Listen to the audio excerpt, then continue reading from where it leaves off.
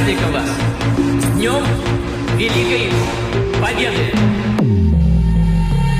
Ура!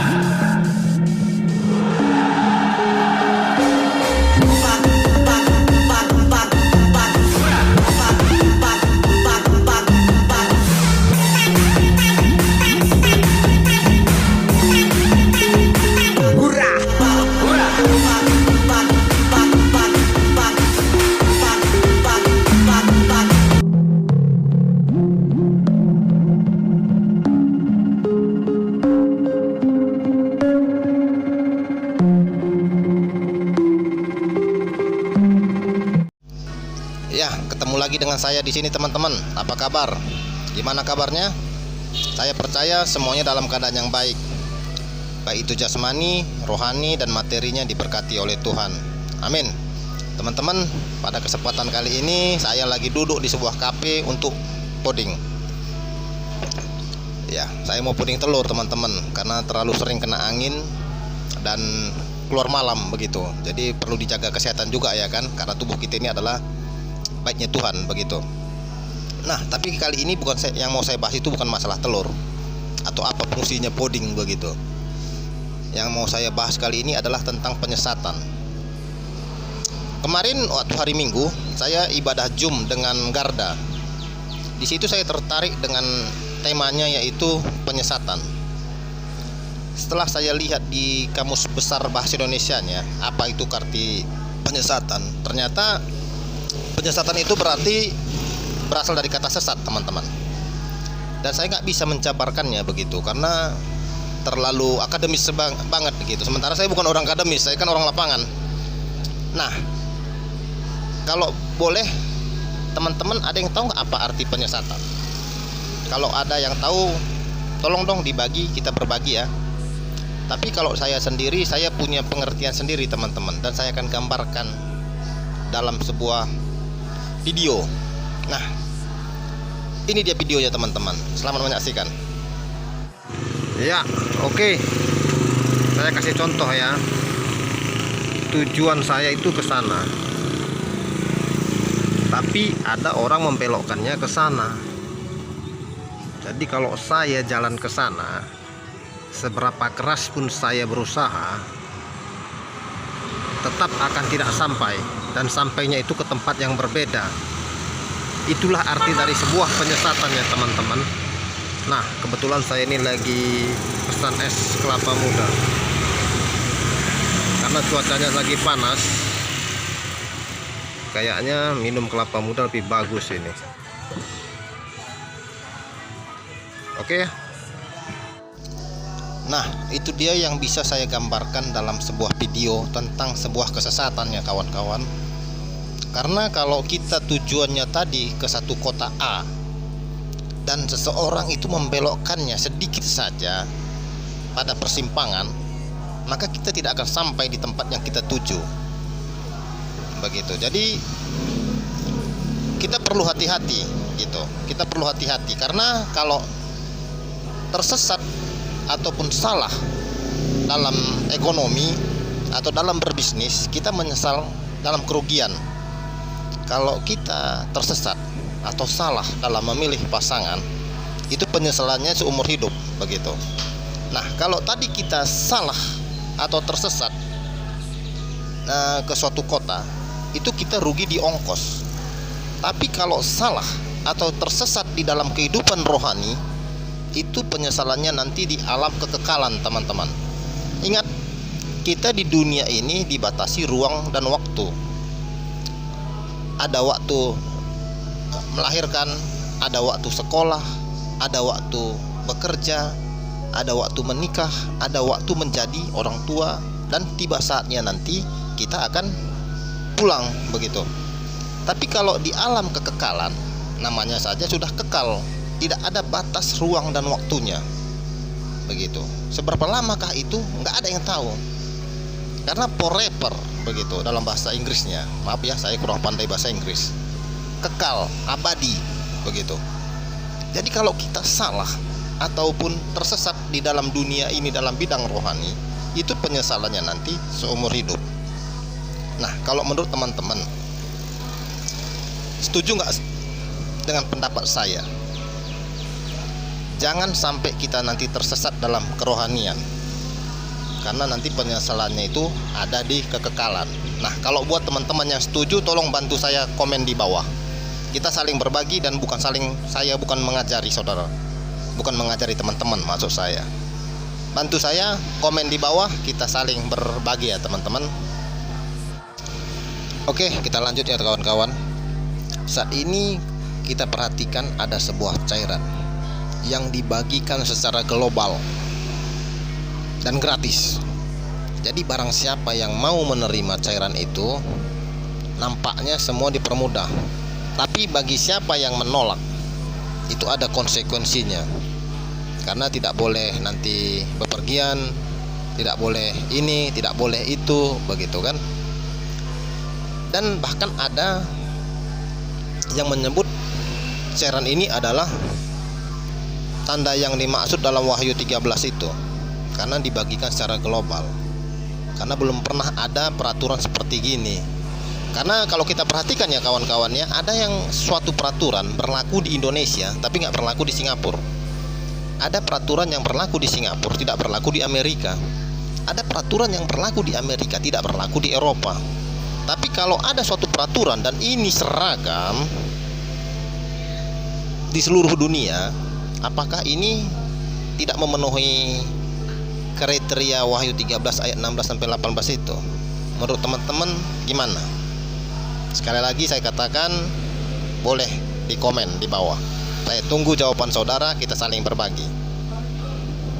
Oke, lanjut lagi. Berhubung dengan masalah cairan yang berlaku secara global ini teman-teman, saya melihat ada 3 jenis golongan. Kalau dia pendeta besar, terkenal, punya jemaat ribuan, ratusan ribu, ataupun dia YouTuber terkenal juga dalam rohani, dia berkata, nggak apa-apa, terima saja. Itu bukan tanda yang dimaksud.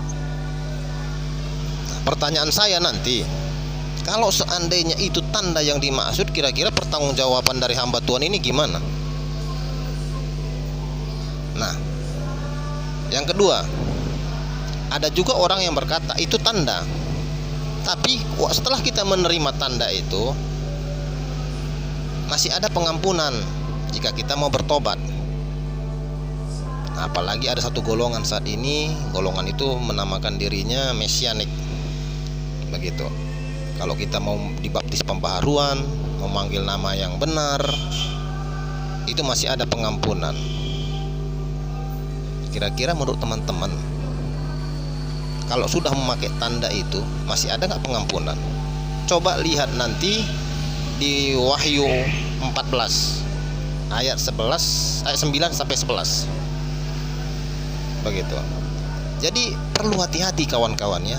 Ingat, saya katakan sekali lagi dan pernah saya ulangi berkali-kali, apapun yang keluar dari mulut kita itu nanti akan dipertanggungjawabkan di tahta pengadilan Tuhan.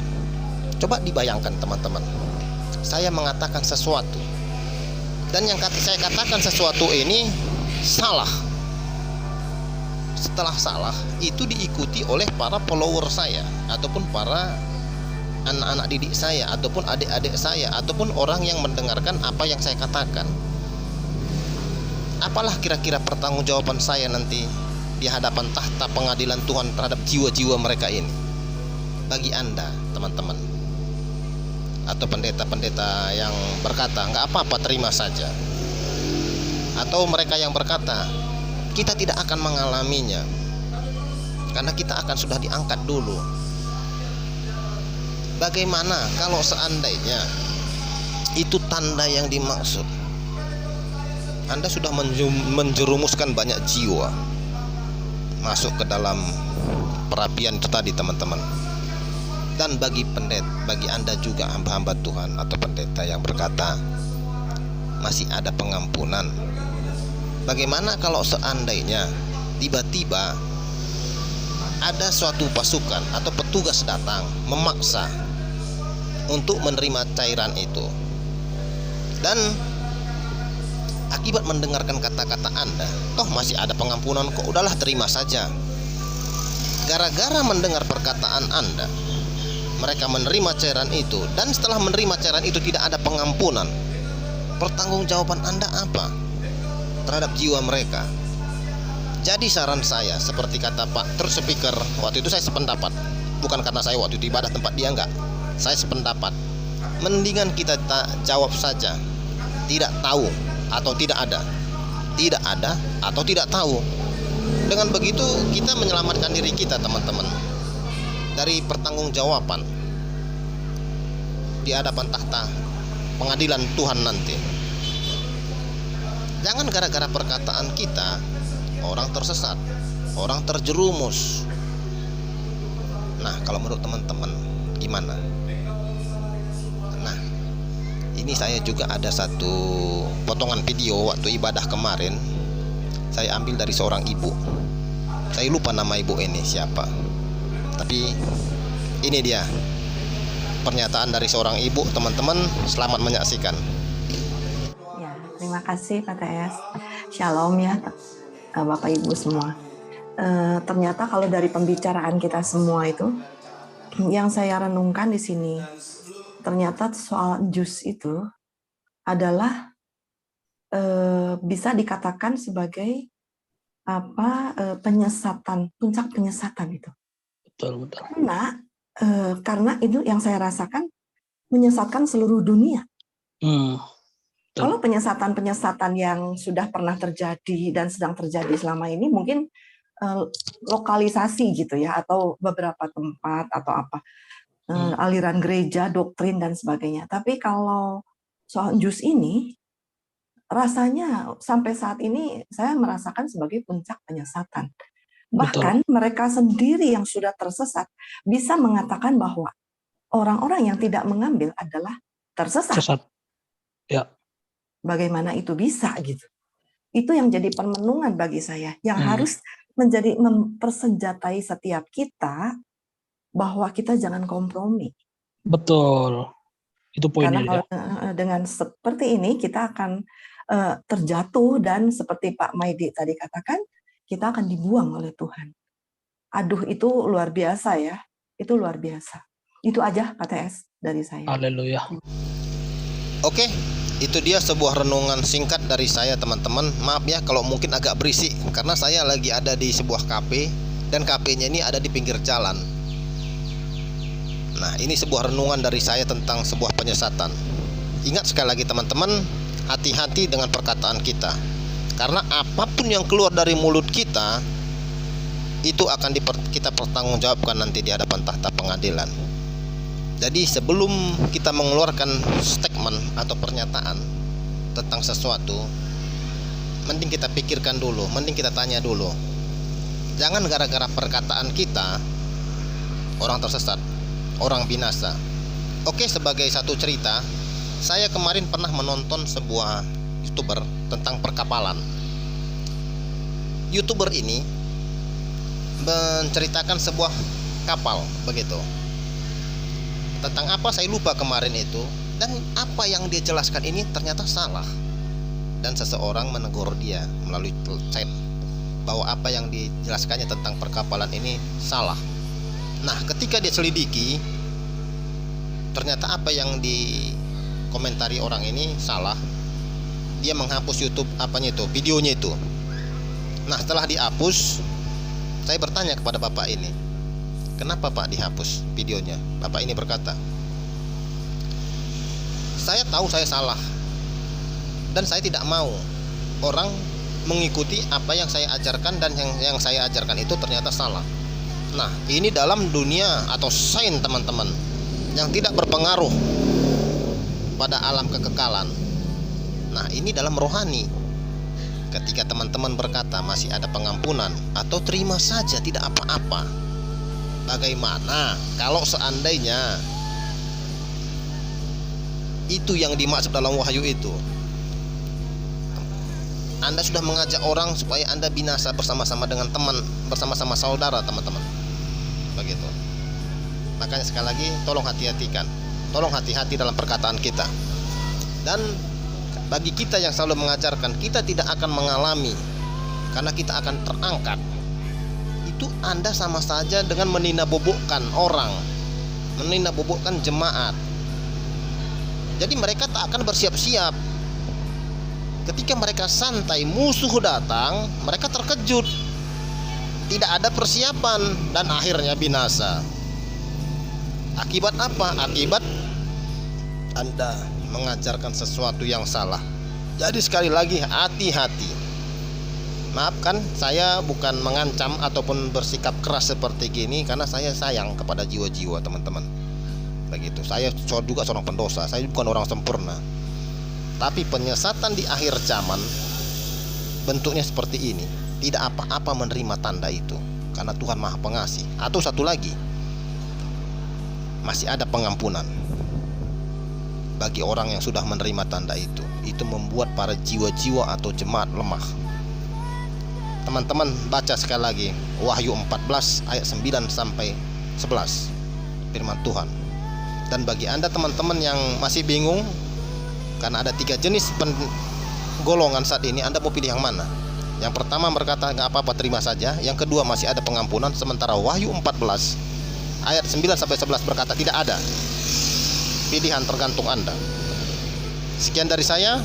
Salam, Tuhan memberkati.